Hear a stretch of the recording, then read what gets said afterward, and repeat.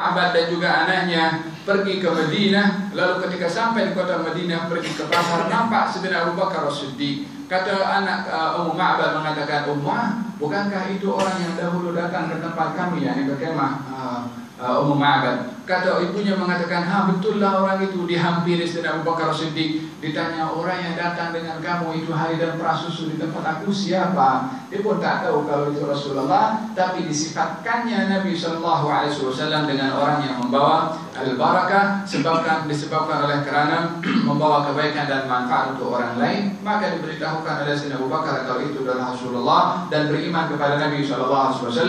Dilayan oleh baginda Rasulullah ketika berjumpa dengan Rasulullah, diberikan hadiah oleh Nabi SAW sebagai balasan daripada ihsan dengan ihsan. Hal jazaa'ul ihsani illal ihsan. Balasan orang berbuat ihsan adalah ihsan juga, dibalas oleh baginda Rasulullah sallallahu alaihi wa ala alihi wasallam. Maka kambing yang diperah oleh Nabi sallallahu alaihi wasallam milik Ummu Ma'bad, itu kambing itu bermula daripada hijrahnya Rasulullah waktu itu, panjang umur sampai zaman Sayyidina Umar bin Khattab radhiyallahu anhu.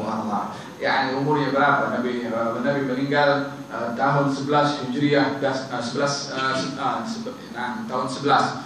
Maknanya umur kambing itu sudah 11 tahun. Sayyidina Abu Bakar As-Siddiq 2 tahun setengah lebih kurang menjadi khalifah, 13 tahun lebih. Kemudian zaman Sayyidina Umar bin Khattab, kambing itu panjang umur. Bukan hanya panjang umur, dengan susunya lagi tak berkurang, disebabkan oleh kerana diperah oleh Nabi Muhammad sallallahu alaihi wa ala alihi wasallam. Ini contoh seseorang yang paling berkah di atas muka bumi ini, yaitu junjungan Nabi Muhammad SAW. Kita pun berada di bulan yang penuh dengan barakah, bulan Rajab al-Mubarak, yang kita di antara permintaan yang kita minta adalah meminta keberkatan. Ambillah nilai keberkatan dalam doa yang kita baca di bulan Rajab ini untuk menjadi orang yang berkah juga, seperti mana Nabi Isa meminta, seperti mana Rasulullah SAW untuk sentiasa mendatangkan kebaikan untuk orang lain. Dan kalau tak boleh mendatangkan kebaikan untuk orang lain, jangan mendatangkan keburukan untuk orang lain. Al-muslim man salima al-muslimuna min lisanihi wa yadihi. Orang Islam adalah orang lain selamat daripada mulut dan juga tangan kita. Al-mu'min man aminahun nas. Orang yang beriman adalah orang lain merasa aman daripada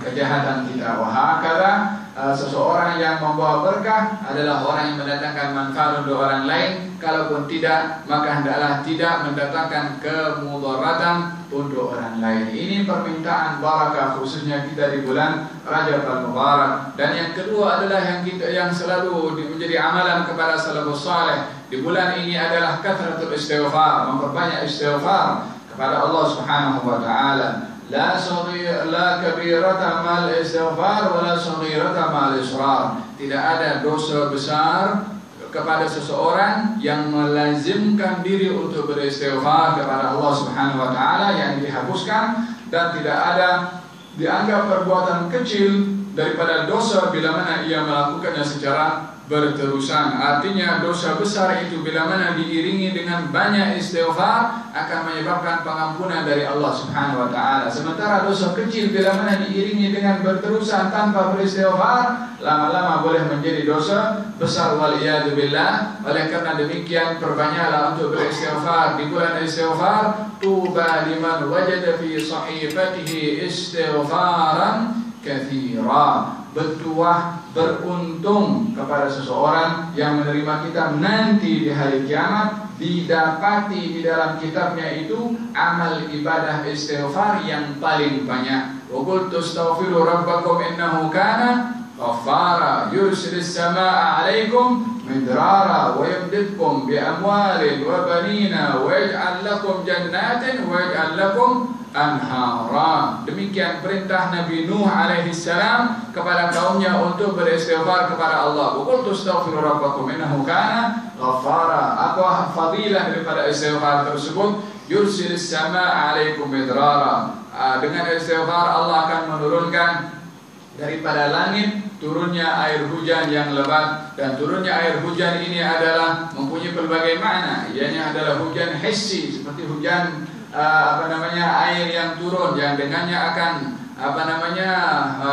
tumbuh-tumbuhan akan hidup, dimanfaatkan oleh manusia. Oleh sebab itu dinamakan juga turunnya air hujan adalah air yang barakah. Wa nunazzilu minas sama'i ma'an mubarakan. Dan kami turunkan daripada langit air yang membawa berkah. Pun air pun juga dikatakan berkah, orang pun membawa berkah. Setiap sesuatu yang mendatangkan manfaat, maka sesuatu itu adalah barakah. Kalau itu kepada orang, maka orang yang berkah. Kalau air, air yang berkah. Kalau tempat, tempat yang berkah. Walihada fil Quran al-Karim, subhanalladzi asra bi 'abdihi lailan minal masjidil haram ila al-masjidil aqsa alladzi barakna haulahu. Kami masuki zat yang memperjalankan hambanya daripada Masjidil Haram, Masjidil Aqsa yang kami berkati sekelilingnya, sehingga menjadi harapan dan impian kepada Nabi Musa alaihissalam yang ketika itu berjalan daripada Mesir menuju ke Baitul Maqdis. Maka ketika tiba ajal kepada Nabi Musa dan dihantarkan malaikat maut untuk mencabut nyawa Nabi Musa alaihissalam, maka permintaan yang diminta oleh Nabi Musa sebelum wafatnya terakhir, ini sebelum meninggal dunia, apa yang diminta oleh Nabi Musa alaihissalam kepada Allah subhanahu wa ta'ala? Ya Allah, dekatkan aku ke al-ardul muqaddasah ramyat hajar.